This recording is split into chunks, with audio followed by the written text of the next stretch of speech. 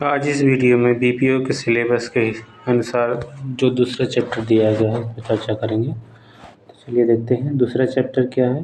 पंचायतों का वर्तमान स्वरूप। अब पंचायतों का वर्तमान स्वरूप केवल उत्तर प्रदेश के परिप्रेक्ष्य में देखना है। जब 73वां संविधान संशोधन के द्वारा पंचायती राज अधिनियम देश में लागू किया गया था तो उस समय यह कहा गया था कि जब पंचायत ये अधिनियम पास हो गया है इसके 1 साल के भीतर यानी कि 24 अप्रैल 1994 तक ये अधिनियम कब लागू हुआ था तो 24 अप्रैल 1993 को लागू हुआ था। और उसमें यह बात कहा गया था कि इस अधिनियम के लागू होने के 1 वर्ष के भीतर सभी राज्य अपने अपने हिसाब से जो पंचायती राज अधिनियम को पारित करेंगे और उसमें संशोधन भी कर सकेंगे। उसके बाद इसको लागू करेंगे। इसके लिए 1 वर्ष का जो है समय सीमा रखा गया था। तो उत्तर प्रदेश ने भी इस हिसाब से जो है अपना पंचायती राज अधिनियम लागू किया था। तो चूँकि ये जो है बीपीओ का एग्ज़ाम स्टेट लेवल का एग्ज़ाम है, राज्य कर्मचारी के लिए है और आप जानते हैं पंचायती राज जो है राज्य सूची का विषय है, इसलिए जो हमको उत्तर प्रदेश के परिप्रेक्ष्य में ही जानकारी होनी चाहिए और उसी हिसाब से यहाँ पर सवाल भी पूछे जाएंगे। तो चलिए देखते हैं। इसमें से पहला है उत्तर प्रदेश।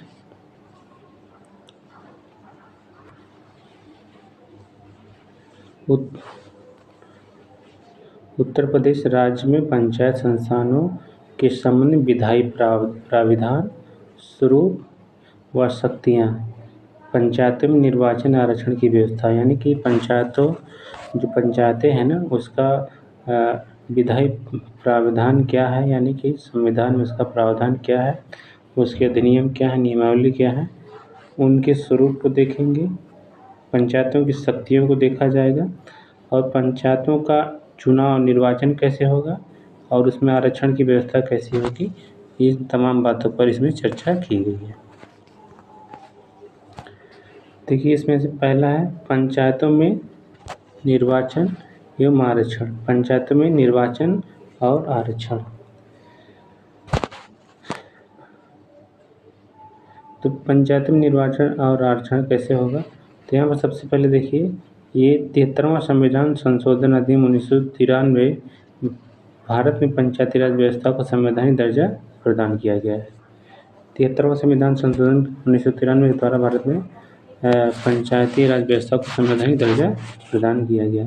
अब ये कब लागू हुआ था तो 25 अप्रैल 1993 से लागू। यहाँ से हालांकि थोड़ा सा गलत दिया है, ये 24 अप्रैल होना चाहिए। 24 अप्रैल 1993 से यह अधिनियम लागू है, इसलिए 24 अप्रैल को प्रत्येक वर्ष पंचायती राज दिवस मनाया जाता है।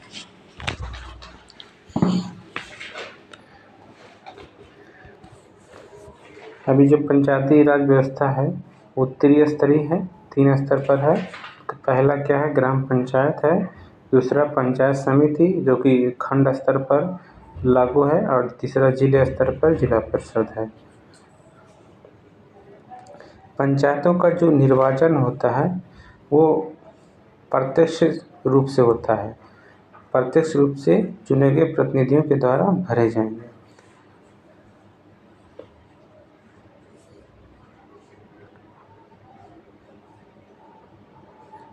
यहाँ पर देखेंगे पंचायत ग्राम पंचायत में जो चुनाव होगा 3 स्तर का है ना।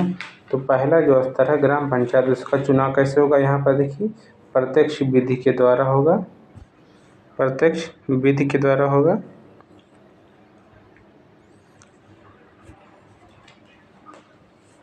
मध्यवर्ती स्तर यानी कि जो दूसरा स्तर है, दूसरा स्तर कौन सा यहाँ पर देखेंगे पंचायत समिति, उसका चुनाव कैसे होगा अप्रत्यक्ष रूप से होता है, जो सरकार निर्धारित करेगी। तो उत्तर प्रदेश में कैसे निर्धारित है अप्रत्यक्ष रूप से होता है। और जो जिला स्तर पर है जो चुनाव जिला परिषद के लिए होता है वो भी अप्रत्यक्ष रूप से होता है। ग्राम पंचायत में अनुसूचित जातियों जनजातियों के लिए विशेष आरक्षण का प्रावधान यानी कि SC/ST के लिए विशेष आरक्षण का प्रावधान है। कुल जो पंचायत में कुल पद है ना उसका 1/3 जो है महिलाओं के लिए आरक्षित है। अनुसूचित जातियों जनजातियों यानी कि SC/ST और महिलाओं के लिए जो आरक्षण होंगे उनकी जनसंख्या के आधार पर दिए जाएंगे। तो चलिए देखते हैं 73वां संविधान संशोधन अधिनियम 1992। इस संशोधन के द्वारा संविधान में एक नया भाग कौन सा है? 9 अनुच्छेद 16 अनुच्छेद जोड़े गए और एक अनुसूची कौन सी? 11वीं अनुसूची। 73वां संविधान संशोधन द्वारा भाग 9 जोड़ा गया। कितने अनुच्छेद जोड़े गए? 16 अनुच्छेद जोड़े गए। एक नई अनुसूची जोड़ी गई, 11वीं अनुसूची। पंचायती राज व्यवस्था को संवैधानिक दर्जा प्रदान किया गया। यह अधिनियम 25 अप्रैल 1993 से लागू है। इस संवैधानिक संशोधन के आधार पर पंचायती राज संबंध में प्रमुख रूप से निम्नलिखित व्यवस्थाएं की गई हैं। संरचनात्मक स्ट्रक्चर कैसा है? तो गांव सभा का स्ट्रक्चर सबसे पहले देखते हैं। इस अधिनियम में प्राथमिक स्तर पर गांव सभा की व्यवस्था की गई है। ये पूछा है सवाल, प्राथमिक स्तर पर कौन सी संस्था कार्य करती है? तो गांव सभा काम करती है, इसको ग्राम सभा भी कहा जाता है। प्रत्येक गांव के सभी, अब गांव सभा के बारे में दिया गया है। गांव सभा किनसे मिलकर बनी होती है? जो भी उस गांव में वयस्क नागरिक होंगे, यानी कि जिनकी उम्र न्यूनतम 18 वर्ष है, वे सभी ग्राम सभा के सदस्य माने जाएंगे और इन्हीं से ग्राम सभा का निर्माण होगा। त्रिस्तरीय ढांचा। इस अधिनियम में गांव सभा के अतिरिक्त त्रिस्तरीय पंचायती राज संस्थाओं की व्यवस्था की गई है। त्रिस्तरीय वही हो गया, ग्राम पंचायत, पंचायत समिति और जिला परिषद। पंचायती राज व्यवस्था के 3 स्तर, ग्राम स्तर पर ग्राम पंचायत, विकास खंड या मध्यवर्ती स्तर पर खंड समिति और क्षेत्र समिति। इसको खंड समिति या क्षेत्र समिति ये द्वितीय स्तर है, जिसको कहा जाता है मध्यवर्ती स्तर या विकास खंड, क्योंकि यह विकास खंड स्तर पर, ब्लॉक स्तर पर लागू होता है। इसको पंचायत समिति भी कहा जाता है, क्षेत्र समिति या पंचायत समिति या खंड समिति, अलग अलग राज्यों में अलग अलग नाम से जाना जाता है। उत्तर प्रदेश में पंचायत समिति के नाम से इसको संबोधित किया जाता है। जिला स्तर पर क्या है? जिला पंचायत। 3 स्तर हो गया पंचायती राज व्यवस्था के। अब अगला इसमें देखते हैं पंचायतों के चुनाव। पंचायतों के चुनाव कैसे होता है? 3 स्तर का देख लेना है यहाँ पर, ग्राम पंचायत, पंचायत समिति या क्षेत्र पंचायत और जिला पंचायत। पंचायतों के चुनाव पंचायत के सभी स्थान पंचायत राज क्षेत्र के प्रादेशिक निर्वाचन क्षेत्र में प्रत्यक्ष निर्वाचन द्वारा चुने गए व्यक्तियों से भरे जाएंगे। यानी कि जो ग्राम पंचायत स्तर पर चुनाव होगा, ग्राम प्रधान और सदस्यों का वो प्रत्यक्ष रूप से होता है। इस उद्देश्य के लिए प्रत्येक पंचायत क्षेत्र को एक ऐसी रीत से निर्वाचन क्षेत्र में विभाजित किया जाएगा कि प्रत्येक निर्वाचन क्षेत्र की जनसंख्या और उसको विघटित स्थानों की जनसंख्या के बीच अनुपात समस्त पंचायत क्षेत्र में साथ एक ही हो। यानी कि जो भी क्षेत्र पंचायत की संख्या निश्चित की गई है, कितने क्षेत्र पंचायत होंगे, वो इस आधार पर निश्चित की गई है कि कुल जनसंख्या कितनी है और प्रत्येक क्षेत्र में जनसंख्या और उसकी संख्या का अनुपात समान होना चाहिए। ग्राम स्तर पंचायत का अध्यक्ष ऐसी रीत से चुना जाएगा। ग्राम स्तर पंचायत का अध्यक्ष कौन होता है? तो ग्राम प्रधान होता है और उसको किस रीत से चुना जाएगा? उसको उसी रीत से चुना जाएगा जो विधानमंडल तय करेगी। विधानमंडल मतलब विधानसभा जो तय करेगी। मध्यवर्ती स्तर पर और जिला पंचायत स्तर पर पंचायत के अध्यक्ष का चुनाव उसके स्वयं के द्वारा अपने में से किया जाएगा, यानी कि अपने सदस्य में से चुना जाएगा। इनका चुनाव अप्रत्यक्ष रूप से होता है। केवल ग्राम पंचायत के अध्यक्ष का चुनाव, यानी ग्राम पंचायत के ग्राम प्रधान का चुनाव प्रत्यक्ष रूप से होता है। बाकी 2 द्वितीय स्तर है और तृतीय स्तर है, यानी कि जिला पंचायत और क्षेत्र पंचायत या पंचायत समिति के अध्यक्ष सदस्यों का चुनाव अप्रत्यक्ष रूप से होता है। चुनाव की विधि क्या है? पंचायत स्तर पर सभी ग्राम पंचायतों का चुनाव प्रत्यक्ष रूप से होता है। जिला पंचायत स्तर के चुनाव अप्रत्यक्ष रूप से होगा। मध्यवर्ती स्तर की संस्था के अध्यक्ष चुनाव प्रत्यक्ष व अप्रत्यक्ष यह बात संबंधित राज्य सरकार द्वारा निश्चित की जाएगी। आरक्षण, पंचायत के चुनाव में आरक्षण यहाँ देख लीजिए। ग्राम पंचायत में अनुसूचित जातियों, अनुसूचित जनजाति, महिलाओं के लिए स्थान आरक्षित किए गए, यानी कि इन लोगों को रिजर्वेशन दिया गया है। रिजर्वेशन कितना होना चाहिए? प्रत्येक ग्राम पंचायत में 1/3 इनका होना चाहिए, महिलाओं के लिए होना चाहिए। और SC/ST के लिए जो रिजर्वेशन किया गया है, आरक्षण दिया गया है, उनकी जनसंख्या के आधार पर होगा।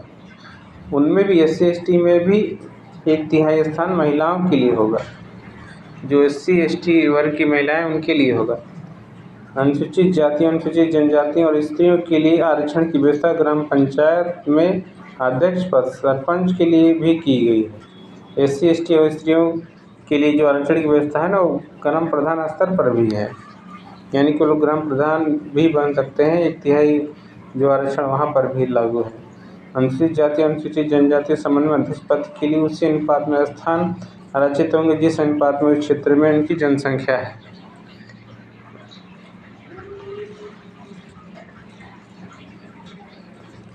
ग्राम पंचायत में अध्यक्ष पदों की कुल संख्या के 1/3 स्थान महिलाओं के लिए आरक्षित होंगे। चर्चा ऊपर हो गई है।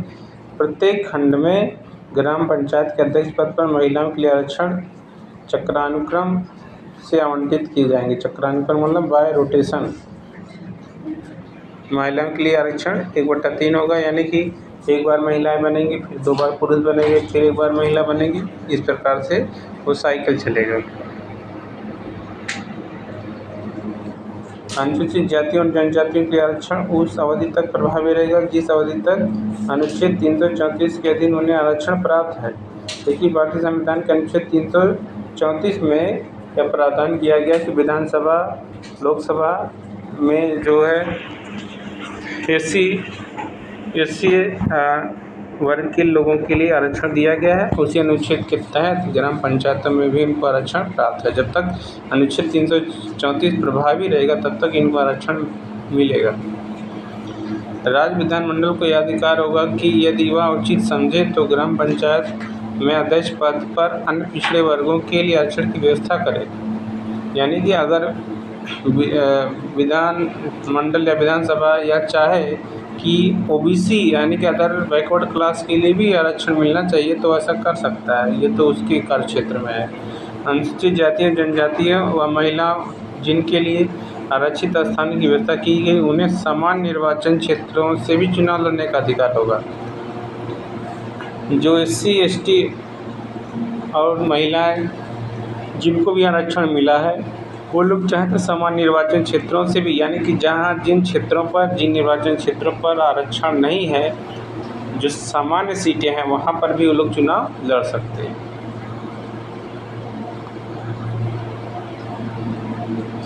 यानी कि समान वर्ग के लोग आरक्षित वाले सीटों पर चुनाव नहीं लड़ सकते हैं, लेकिन सामान्य वर्ग की सीटों पर सभी लोग चुनाव लड़ सकते हैं, चाहे किसी भी कैटेगरी का हो, SC/ST का हो या महिला कैटेगरी का हो, चुनाव लड़ सकते हैं।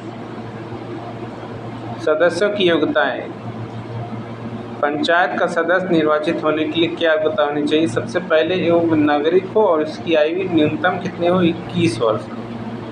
देखिए, मत देने की आयु तो 18 वर्ष है, लेकिन पंचायत का सदस्य या ग्राम प्रधान, जिला पंचायत सदस्य या क्षेत्र पंचायत सदस्य, इन सबका सदस्य या अध्यक्ष बनने के लिए न्यूनतम आयु कितनी होनी चाहिए? 21 वर्ष होना चाहिए।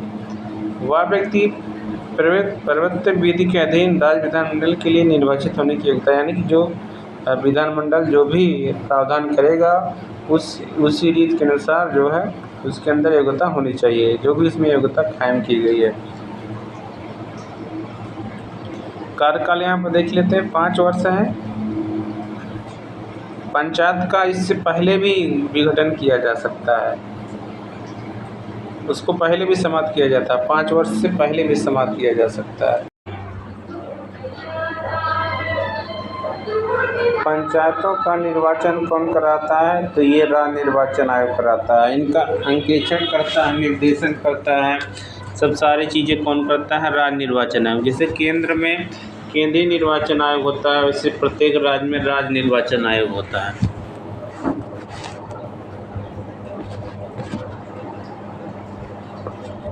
केंद्रीय निर्वाचन आयोग संसद के दोनों सदनों के चुनाव, लोकसभा, राज्यसभा, विधानसभा के चुनाव, राष्ट्रपति, उपराष्ट्रपति के चुनाव कराता है। राज्य निर्वाचन आयोग केवल 2 प्रकार के चुनाव कराता है। और ये दोनों प्रकार के चुनाव राज्यों में कराता है। राज्यों में 2 प्रकार के चुनाव, पहला तो ये है कि पंचायतों का चुनाव और दूसरा है शहरी स्थानीय निकाय के चुनाव कराता है।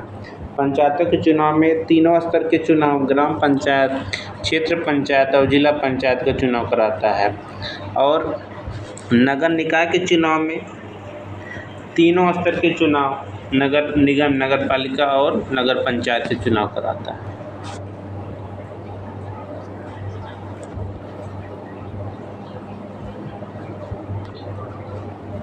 पंचायतों में महिला का आरक्षण कितना है? अनुच्छेद 243 में लिखा गया है भाग 9 1/3 सीटों पर महिलाओं का आरक्षण दिया गया है। किसी किसी राज्य में 50% भी आरक्षण दिया गया। कहाँ कहाँ पर? आंध्र प्रदेश, बिहार, छत्तीसगढ़, त्रिपुरा और उत्तराखंड। इन 5 राज्यों में 50% महिलाओं को आरक्षण दिया गया है। अनुसूचित जाति और जनजाति को जो आरक्षण दिया जाएगा उनकी जनसंख्या के आधार पर दिया जाएगा, ये यहाँ पर लिखा गया है।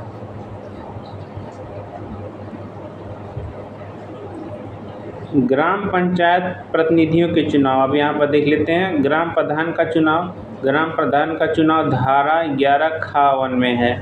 ग्राम प्रधान का चुनाव 1151 में है। अब यहाँ पर देख लेते हैं ग्राम प्रधान का चुनाव ग्राम सभा के सदस्यों के द्वारा होता है। किस प्रकार से? प्रत्यक्ष निर्वाचन प्रणाली के द्वारा।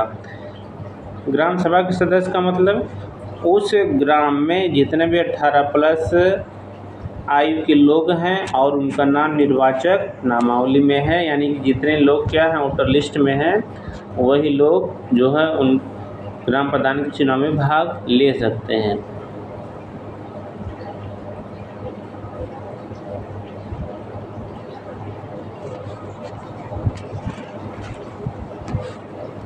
सरकार एक प्रशासक भी नियुक्त कर सकती है। अगर वहाँ पर चुनाव जहाँ होना है एक प्रकार प्रशासक भी नियुक्त कर सकती है अपना एजेंट के रूप में, और वही जब तक चुनाव संपन्न नहीं हो जाता है वहाँ पर देख रेख करेगा। सारे पावर उसी के हाथ में होंगे। जब पंचायत का कार्यकाल पूरा होने वाला है, पूरा होने से पहले ही नया चुनाव करा लिया जाना चाहिए। अगर पंचायत का विघटन हो गया है तो अधिकतम 6 माह के भीतर ही जो नए पंचायत का गठन हो जाना चाहिए। ग्राम प्रधान के अधिकार एवं कर्तव्य क्या है? ग्राम सभा की बैठक बुलाता है, ग्राम पंचायत की बैठक बुलाता है, कार्रवाई कराता है, उस पर नियंत्रण कराता है, जितनी भी योजनाएं होती हैं, निर्माण होता है, सबकी जानकारी रखता है और देता है। पंचायतों की आर्थिक व्यवस्था प्रशासन की देखभाल करता है, इसकी सूचना सभी को देता है गाँव वालों को। जितने उसके जो सहायक अधिकारी कर्मचारी हैं सबकी देखभाल करता है, सबके कामों में सहायता करता है और सबसे अपने कार्य में सहायता लेता भी है। उस गांव सभा द्वारा जो भी शुल्क लगाए जाते हैं उनकी वसूली भी कराता है, यहाँ पर लिखा गया है। ग्राम प्रधान के अलावा एक जो उप प्रधान का भी प्रावधान किया गया है जिसके धारा 1152 में है।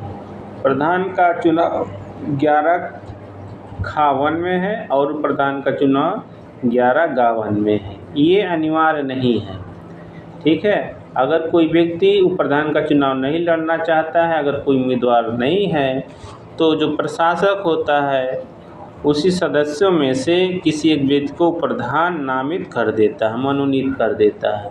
प्रधान त्यागपत्र देना चाहे तो किसको देगा?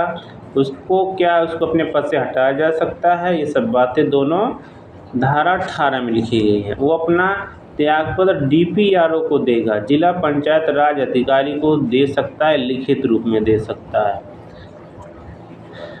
जब वो त्यागपत्र यानी कि रिजाइन लेटर दे देगा DPRO को, तो 7 दिन तक उसके पास मौका है कि वो त्यागपत्र वापस ले सकता है। अगर 7 दिन के भीतर अपना त्यागपत्र वापस नहीं लिया तो उसका त्यागपत्र स्वीकृत माना जाएगा और अपने पद से हटा हुआ मान लिया जाएगा।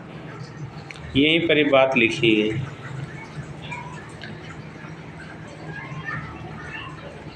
अब अगला है, देखिए यहाँ पर राज्य निर्वाचन आयोग की पंचायत निर्वाचन में क्या भूमिका है। जो राज्य निर्वाचन आयोग क्या काम करता है?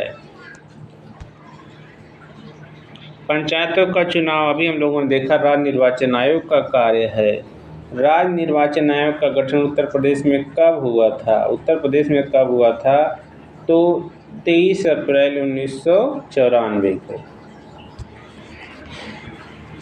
73वां 74वां संविधान संशोधन अधिनियम जब लागू हुआ था तो उस समय उसमें एक बात कही गई थी कि इस अधिनियम के लागू होने के 1 वर्ष के भीतर सभी राज्य अपने अपने हिसाब से इस अधिनियम को संशोधित करके लागू कर सकते हैं।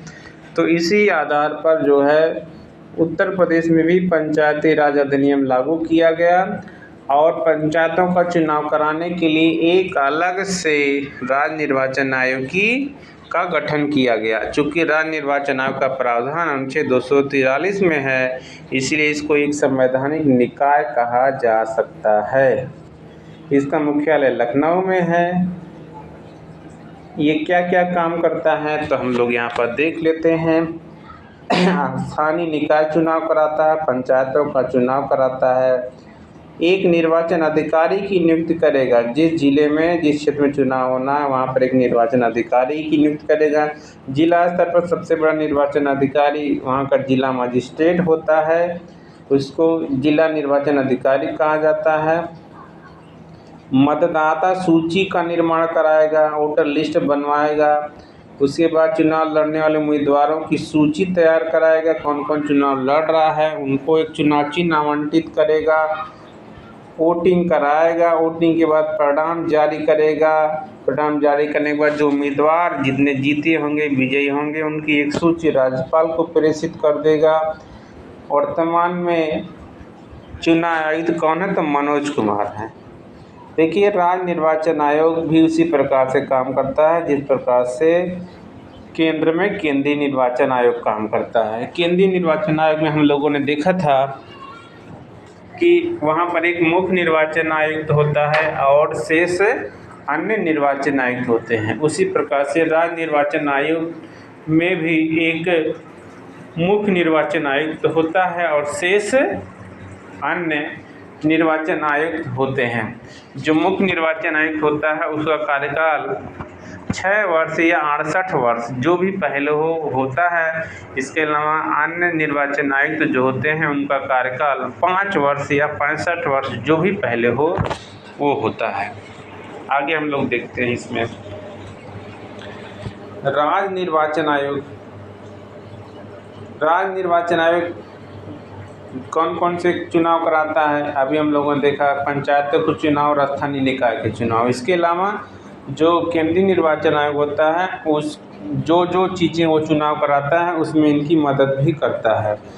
केंद्रीय निर्वाचन आयोग विधानसभा, लोकसभा, राज्यसभा, राष्ट्रपति, उपराष्ट्रपति के चुनाव में उसकी सहायता करता है। उत्तर प्रदेश राज्य निर्वाचन आयोग, उत्तर प्रदेश राज्य निर्वाचन आयोग वर्तमान में कौन है मुख्य राज्य निर्वाचन आयुक्त? तो मनोज कुमार हैं। गठन कब हुआ था? तो 23 अप्रैल 1994 को गठन हुआ था जब 73वां 74वां संविधान संशोधन लागू हो गया था। उसके बाद 243 के तहत इसका गठन किया गया है।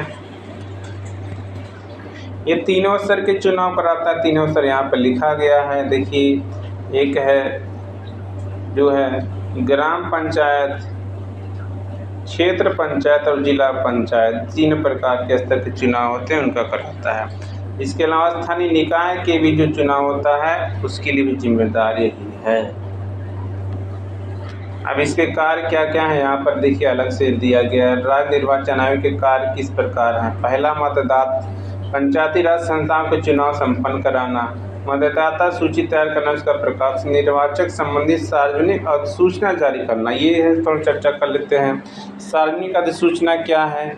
जैसे अब उत्तर प्रदेश में मान लेते हैं पंचायत का चुनाव होने वाला है तो कुछ दिन कार्यकाल खत्म होने के कुछ दिन पहले ही राज्य निर्वाचन आयोग घोषणा कर देगा, नोटिफिकेशन जारी कर देगा कि फला तिथि से चुनाव होने हैं। फला तिथि से उम्मीदवार अपना नामांकन पर्चा दाखिल कर सकते हैं। फला तिथि को चुनाव होगा, फला तिथि को वोटों की गिनती होगी और फला तिथि को परिणाम की घोषणा होगी। ये सारे काम को ही जब एक शेड्यूल के माध्यम से टाइम टेबल के द्वारा जो है अधिसूचना समाचार पत्रों में और न्यूज़ चैनलों में जो प्रकाशित कर दिया जाता है, तो इसी को कहा जाता है चुनाव संबंधी अधिसूचना जारी करना। नामांकन के लिए तिथियों की घोषणा करना, वैध उम्मीदवार की सूची प्रकाशन करना, निर्वाचन हेतु आवश्यक प्रशासनिक व्यवस्था, ये सारे काम वही करता है। जब उम्मीदवार विजयी हो जाते हैं, चुनाव परिणाम खत्म हो जाता है, उसके बाद विजयी उम्मीदवारों की एक सूची राज्यपाल को भिजवा देता है राज्य निर्वाचन आयोग। राज्य निर्वाचन आयुक्त की नियुक्ति कौन करता है? तो राज्यपाल करता है। ये बस इतना जान लीजिए। एक जो IAS वरिष्ठ IAS होता है वही राज्य निर्वाचन आयोग के पद पर आसीन हो सकता है। पदावधि कितना होगा? तो जो आयुक्त होते हैं उनकी पदावधि यानी कार्यकाल 5 वर्ष होता है। अगर 5 वर्ष पूरा करने से पहले उनकी आयु 65 वर्ष हो गई तो वो पद से रिटायर हो जाएंगे। वही अर्हताएं में हमने बताया कि वहाँ ज्येष्ठ प्रशासकीय पद पर उसने काम किया हो, यानी प्रशासनिक अधिकारी रहा। अब यहाँ पर देखिए, मुख्य निर्वाचन आयुक्त जो होता है उसका कार्यकाल 6 वर्ष या 68 वर्ष जो भी पहले होगा वही माना जाएगा।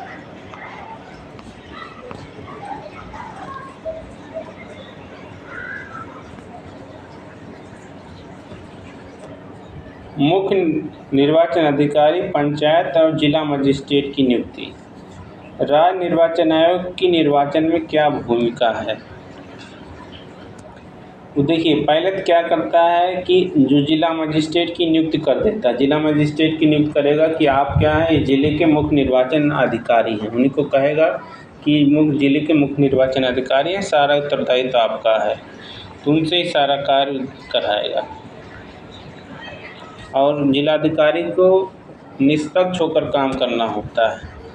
अगर निष्पक्ष होकर काम नहीं करेंगे तो निर्वाचन आयोग कोई अधिकार है उनको पद से हटा सकता है, उनको यहाँ पर निलंबित भी कर सकता है, यानी कि सस्पेंड भी कर सकता है निर्वाचन आयोग। निर्वाचन अधिकारी वही हमने कहा कि केवल एक मजिस्ट्रेट, जिला मजिस्ट्रेट रिटर्निंग ऑफिसर नियुक्त करेगा जो राज्य सरकार का अधिकारी होगा।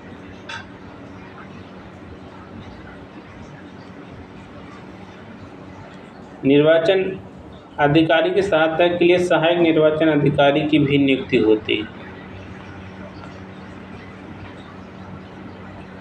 मतदान अध्यक्ष की नियुक्ति, देखिए जहाँ पर वोटिंग होता है ना, वहाँ पर उस बूथ पर जिस दिन वोटिंग होती है उस बूथ पर सबसे जो मुख्य अधिकारी होता है उसको पीठासीन अधिकारी कहा जाता है, और इसी के नियंत्रण में ही वहाँ पर उस दिन वोटिंग की प्रक्रिया अपनाई जाती है। इसके अलावा पोलिंग ऑफिसर होता है, उनसे जो जूनियर जो होते अधिकारी होते हैं उनको मतदान अधिकारी या पोलिंग ऑफिसर कहा जाता है।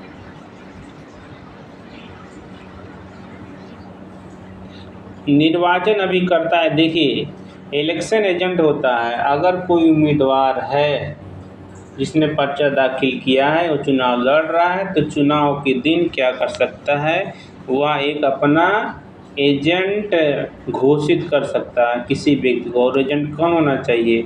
उस ग्राम सभा की निर्वाचक नामावली में या पंचायत की निर्वाचक नामावली में उसका नाम होना चाहिए, यानी कि वहाँ का वोटर होना चाहिए उस ग्राम पंचायत का।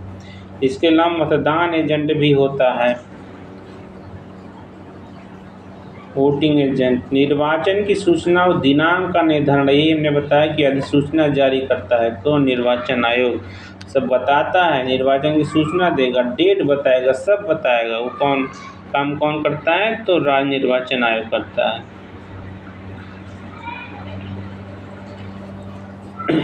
देखिए, नाम निर्देशन पत्र प्रस्तुत करने का दिनांक, उस अधिसूचना में क्या क्या बताएगा? नाम निर्देशन पत्र प्रस्तुत करने का दिनांक, यानी कि वो कहेगा अगर कोई व्यक्ति प्रत्याशी कोई चुनाव लड़ना चाहता तो अपने नाम का वो पत्र प्रस्तुत करे, आवेदन करे। आवेदन की दिनांक, स्थान और समय सब बताया जाएगा, अधिसूचना में लिखा रहेगा। जब आवेदन पत्र दे दिए जाएंगे उसके बाद आवेदन पत्रों की जांच होगी। जांच कितने दिन होगी? एक समय सीमा निर्धारित होती है, उसका स्थान भी अधिसूचना में बताया जाता है। अब जो लोग अपने नाम का प्रस्ताव दिए हैं, जो उम्मीदवार हैं, यानी कि जिन्होंने पर्चा दाखिल किया है, वे लोग अपना नाम वापस लेना चाहते हैं तो ले सकते हैं। इसके लिए भी दिनांक, समय और स्थान निर्धारित किया जाता है।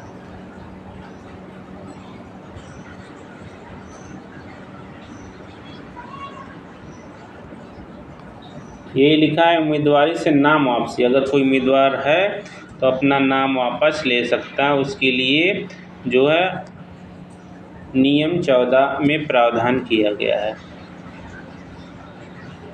अगर उस नियत तिथि के भीतर उसने अपना नामांकन वापस नहीं लिया तब वह अपना जो उम्मीदवारी वापस नहीं ले पाएगा और उसको चुनाव लड़ना होगा।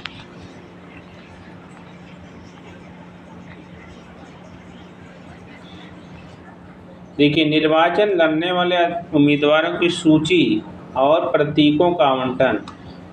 जब जो लोग पर्चा दाखिल कर देते हैं, आवेदन कर देते हैं, तो उनके आवेदन पत्रों की जब जांच हो जाती है और तय समय सीमा के भीतर उन्होंने क्या किया, उसको वापस नहीं लिया अपने नाम का सूची, तो उनको एक जांच के बाद उनको एक सिंबल दे दिया जाता है, एक प्रतीक चिन्ह आवंटित कर दिया जाएगा। प्रतीक चिन्ह क्या क्या होता है? जो भी वहाँ पर प्रचलित प्रतीक चिन्ह होंगे उनको अल्फ़ाबेट क्रम में उनको प्रतीक चिन्ह जो है उनको दे दिया जाएगा कि आपका प्रतीक चिन्ह ये है। धान ओसाता हुआ किसान, अनाज ओसाता हुआ किसान, ट्रैक्टर, कार, किताब, जो भी है सब उनको एक एक चिन्ह प्रदान कर दिया जाएगा।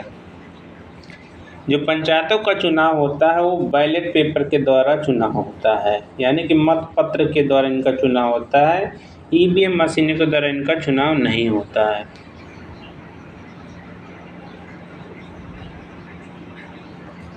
निर्विरोध निर्वाचन क्या होता है? अब अगर किसी क्षेत्र में, किसी निर्वाचन क्षेत्र में एक ही उम्मीदवार वहाँ पर खड़ा है तो वो निर्विरोध चुन लिया जाएगा, यानी कि उसके विरोध में कोई उम्मीदवार यहाँ पर नहीं है। अगर एक से अधिक हैं तब वहाँ पर चुनाव होगा। अगर एक ही उम्मीदवार है तो वहाँ पर चुनाव नहीं होगा। जो उम्मीदवार प्रत्याशी के रूप में खड़ा है उसी को विजयी घोषित कर दिया जाएगा। मतदान स्थल जहाँ पर वोटिंग होगी वहाँ पर सबको प्रवेश करने की अनुमति नहीं होती है। किसको किसको होती है? जो लोग उम्मीदवार होते हैं, जो लोग वोटर होते हैं, जो लोग अधिकारी, पुलिस फोर्स, इन सबको ही अनुमति होती है, सभी लोगों को नहीं। वही यहाँ पर लिखा गया है। मतदान की प्रक्रिया देखिए, मतदान क्या होता है, जो भी मतदाता होते हैं उनको स्वयं जाकर वहाँ पर वोट डालना होता है। अगर सक्षम है, विकलांग इत्यादि नहीं है तो वो उनको जाना पड़ता है और किसी एजेंट के माध्यम से अपना वोट नहीं डाल सकते हैं। ये नहीं कह सकते हैं कि हमारा वोट फला व्यक्ति डालेगा, आप उनको जाने दीजिए, ऐसा नहीं हो सकता है। यानी कि यहीं पर लिखा है, प्रातिनिधिक मतदान प्रॉक्सी मेथड को स्वीकार नहीं किया जाएगा। इसी को प्रॉक्सी मेथड कहा जाता है कि अगर कोई फला व्यक्ति अपना एजेंट भेज दे वोट देने के लिए। मतदान की सूचना ये सब हम लोगों ने पढ़ लिया। ये कौन सूचना देता है? तो राज्य निर्वाचन आयोग देता है। मतदान में गोपनीयता होनी चाहिए। जो वोट डाला जाता है आप देखे होंगे एक पर्दे के बीच में डाला जाता है, किसी प्रकार से कोई व्यक्ति देख नहीं सकता है। यानी मतदान की प्रक्रिया गुप्त रूप से होती है। खुली मतदान प्रक्रिया भारत में नहीं अपनाई जाती है। जब वोटिंग हो जाएगा तो गणना होना है, उसका डेट, स्थान सब निर्धारित होता है। परिणाम होगा, रिजल्ट घोषित किया जाएगा। घोषित होने के बाद जो है उम्मीदवार, जो विजयी प्रत्याशी होते हैं, उनकी सूची राज्यपाल को भिजवा दिया जाएगा। अब अगला है, इसी में देखिए, ग्राम पंचायतों का गठन, पंचायतों की समितियाँ।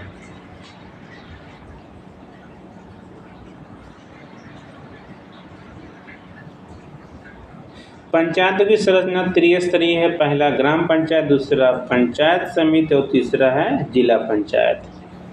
तो सबसे मूल इकाई ग्राम पंचायत है। ग्राम पंचायत का मुखिया ग्राम प्रधान होता है, जिसका मतदान होता है प्रत्यक्ष रूप से होता है। इसका कार्य क्या है? केंद्र और राज्य की योजना को लागू करना। और दूसरे स्तर पर है, इसको ब्लॉक स्तर या खंड स्तर पर भी कहा जाता है, अप्रत्यक्ष चुनाव होता है। किस प्रकार का चुनाव? अप्रत्यक्ष चुनाव। इनका कार्य क्या है? वार्षिक योजनाएं खाका तैयार करना, उस जिला पंचायत को सौंपना। ये लोग क्या करते हैं? प्लानिंग करते हैं, योजनाएं बनाते हैं और उसके बाद इनको भेज देते हैं जिला पंचायत के पास। जिला पंचायत का जो अध्यक्ष होता है उसका निर्वाचन कैसे होता है? उसका निर्वाचन पंचायत के सदस्यों के द्वारा होता है। महिलाओं के लिए 1/3 स्थान आरक्षित होंगे। अप्रत्यक्ष रूप से मतदान होता है। इनका कार्य क्या? पर्यवेक्षक एवं समन्वय के रूप में कार्य करना। इन दोनों के मत पर्यवेक्षक का मतलब ऑब्जर्वर, ये जांच करते हैं कि ये सारी चीज़ें सही है कि नहीं सही। अब इसमें से कुछ इम्पोर्टेंट फैक्ट है, देख लेते हैं। उत्तर प्रदेश पंचायत विधि संशोधन अधिनियम 1994 के अनुसार पंचायती राज व्यवस्था की मूलभूत इकाई क्या है? ग्राम है। पूछ सकता है उत्तर प्रदेश पंचायत विधि संशोधन अधिनियम 1994, ये अधिनियम कब लाया गया? जब 73वां संविधान संशोधन लागू हो गया। उसके बाद मूलभूत इकाई क्या है? ग्राम प्रधान है। ग्राम सभा अपने सदस्यों में से किसी एक व्यक्ति को 5 वर्ष के लिए प्रधान निर्वाचित करेगी। ग्राम सभा में जो वोटर होंगे उसमें से कोई व्यक्ति ग्राम प्रधान, और उसके लिए न्यूनतम आयु 21 वर्ष होना चाहिए। ग्राम प्रधान में ग्राम सभा को कार्यकारिणी समिति कहा जाता है। जैसे सरकार में क्या होता है? कार्यकारिणी समिति, मंत्रिमंडल होता है या मंत्रिपरिषद होता है। उसी प्रकार से ग्राम पंचायत में ग्राम पंचायत ही ग्राम सभा में कार्यकारिणी समिति होती है, यानी कि सारे पावर इसी के हाथ में होते हैं। एक ग्राम में एक प्रधान होता है और 9 से लेकर 15 तक मेंबर होते हैं, सदस्य होते हैं। अब 9 से लेकर 15 तक कैसे हो सकते हैं? जनसंख्या के आधार पर। जहाँ जनसंख्या ज़्यादा वहाँ पर सदस्य या मेंबर अधिक। तो अगर जनसंख्या 1000 है, ठीक, अगर जनसंख्या, देखिए सबसे पहले अगर जनसंख्या 500 है, 500 तक जनसंख्या तक वहाँ पर 5 सदस्य होंगे। अगर 500 से लेकर 1000 जनसंख्या है तो वहाँ पर 9 सदस्य होंगे। और अगर जनसंख्या 1000 से 2000 के बीच में है तो 11 सदस्य होंगे। 2000 से 3000 के बीच में तो 13 सदस्य होंगे। और अगर जनसंख्या 3000 से ऊपर है तो वहाँ पर मैक्सिमम 15 सदस्य हो सकते हैं। ग्राम प्रधान का मतदान प्रत्यक्ष रूप से होता है और यहाँ पर 1/3 पद महिलाओं के लिए आरक्षित होते हैं। इनकी जो ग्राम पंचायत की मीटिंग महीने में कम से कम एक बार होनी चाहिए। और जब मीटिंग होना है ना 1 महीने में एक बार, तो उसके 5 दिन पहले सभी मेंबर को सूचना दिया जाएगा। किसके द्वारा? ग्राम प्रधान के द्वारा। बैठक ये गुप्त रूप से नहीं होगा, सार्वजनिक स्थान पर होगा, सभी लोगों के सामने होगा बैठक। यदि पंचायत के 3 सदस्य किसी भी समय हस्ताक्षर कर बैठक बुलाने को तो कहे, प्रधान 15 दिन के अंदर बैठक बुलाना हो सकता है। आपातकाल में भी बैठक बुलाई जा सकती है। अगर 1/5, 1/3 सदस्य जितने मेंबर हैं, मान लीजिए अगर 9 मेंबर है तो उसका 1/3 मेंबर, यानी कि 3 मेंबर अगर चाहे सदस्य तो कभी भी बैठक बुलाने के लिए प्रधान को लिख सकते हैं, पत्र दे सकते हैं। तो अगर जो ग्राम प्रधान है ना, जब पत्र पाएगा उसे 5-15 दिन के भीतर बैठक बुलाना पड़ेगा उसको। चुनाव लड़ने के लिए ग्राम प्रधान या सदस्यों का चुनाव लड़ने के लिए न्यूनतम आयु 21 वर्ष होनी चाहिए। अब देखिए ग्राम पंचायत कई समितियों के सहायता से काम करता है। यहाँ पर कई कमेटियाँ काम करती हैं। कौन कौन सी कमेटी है तो यहाँ पर देख लेते हैं। अलग अलग कमेटी यहाँ पर लिखा हुआ है। नियोजन एवं विकास समिति, इसका काम यही होगा कि प्लानिंग बनाना, कैसे गांव का विकास हो, ठीक है, निर्माण करना, गरीबी निर्मूलन कार्यक्रमों का संचालन करना। निर्माण कार्य समिति का मतलब है जहां अगर गांव में कोई निर्माण कार्य होना, खरंजा नाली सब लगना है, ये सब सारी चीज़ें हैं। शिक्षा समेत शिक्षा से संबंधित प्राथमिक शिक्षा, उच्च प्राथमिक शिक्षा और औपचारिक शिक्षा, ये सब सारी चीज़ के बारे में देखेगी। प्रशासनिक समिति यहाँ पर यानी कि जो यहाँ पर शासन कैसे होगा इस गांव में, ठीक है, इसको देखेगा। स्वास्थ्य एवं कल्याण समिति गांव के स्वास्थ्य में सुधार करने के लिए जो कमेटी का गठन किया जाता है। ग्राम पंचायत 1900 यहाँ पर देखिए, ग्राम पंचायत उत्तर प्रदेश पंचायती राज अधिनियम 1947 पारित किया गया था कि ग्राम पंचायत अधिनियम के बारे में बताता है कि हर एक गांव में ग्राम पंचायत होगा, जो कि ग्राम सभा में से ही गठित किया जाएगा। जो व्यक्ति ग्राम सभा का सदस्य है वही ग्राम पंचायत का सदस्य बन सकता है। देखिए, ग्राम पंचायत में जितने सदस्य होंगे वो ग्राम सभा के सदस्य हो सकते हैं, लेकिन ग्राम सभा के सभी सदस्य ग्राम पंचायत के सभी सदस्य हो नहीं सकते, ऐसा आवश्यक नहीं है, क्योंकि ग्राम पंचायत का जो चुनाव होता है ग्राम सभा के सदस्यों में से ही किया जाता है। एक बात यह ध्यान रखनी योग्य कि ग्राम सभा का हर एक, वही बात यहाँ पर लिखा गया है, ग्राम पंचायत गठन धारा 12(1) में ग्राम पंचायत गठन किस आधार पर किया जाएगा, जो है वहाँ पर चुनाव होगा, आबादी के अनुसार वहाँ पर मेंबर होंगे।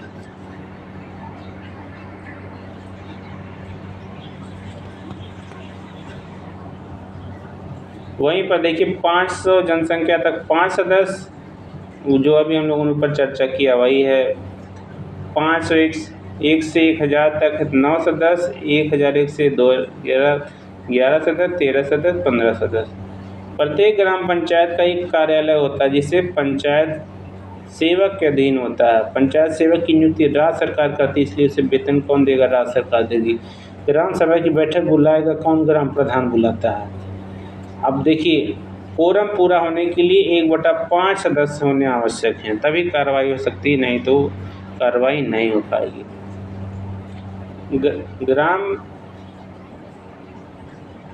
अगर 1/3 सदस्य इमरजेंसी में बैठक बुलाना चाहें तो हस्ताक्षर करके बैठक बुला सकते हैं। ग्राम प्रधान को 15 दिन के भीतर बैठक बुलानी होगी, जब वो पत्र पा जाएगा 1/3 लोगों का। एक उप प्रधान की भी नियुक्ति की जाती है। अगर उप प्रधान उसी सदस्यों में से, ग्राम पंचायत के सदस्यों में से अगर कोई नहीं है तो वहाँ पर जो है अधिकारी है, जो सरकार का अधिकारी है, जो नियत अधिकारी होता है, किसी सदस्य को वहाँ पर नामित कर सकता है, यानी मनोनीत कर लेगा। दूसरे स्तर पर ग्राम पंचायत के बाद पंचायत समिति होती है।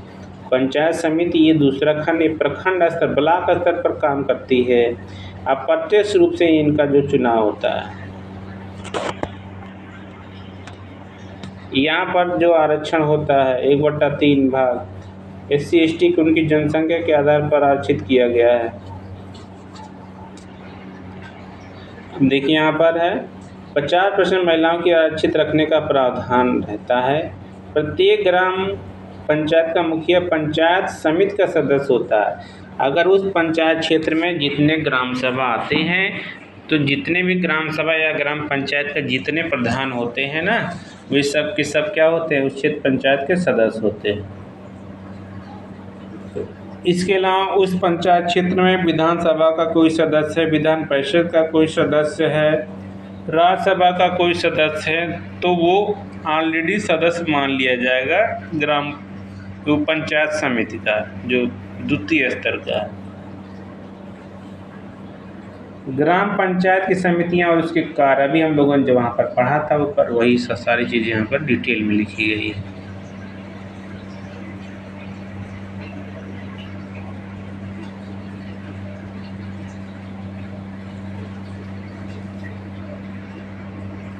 ग्राम पंचायतों के अधिकार, दायित्व और कर्तव्य, क्या क्या उनके अधिकार, दायित्व, कर्तव्य हैं। देखिए, एक तो अधिकार है, दूसरा दायित्व। अधिकार का मतलब ये तो अनिवार्य उनको करना ही करना है। दायित्व का मतलब ये अनिवार्य नहीं है, उनकी मंशा पर आधारित है, अगर वो करना चाहें तो ऐसा कर सकते हैं। उनके अधिकार क्या क्या हैं, चलिए देखते हैं।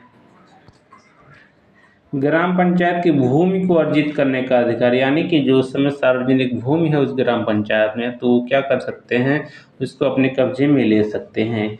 और ग्राम सभा में अगर कोई भूमि है उसको पट्टा दिया जा सकता है, किसी के नाम पर पट्टा दिया जा सकता है। तालाब जलाशय उसका भी पट्टा दिया जा सकता है मत्स्य पालन के लिए।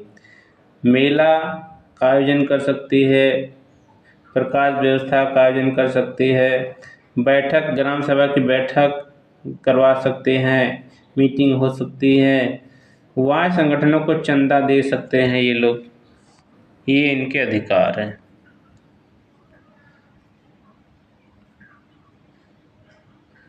वही सारी चीज़ें यहाँ पर डिटेल में अलग अलग से लिखा गया है।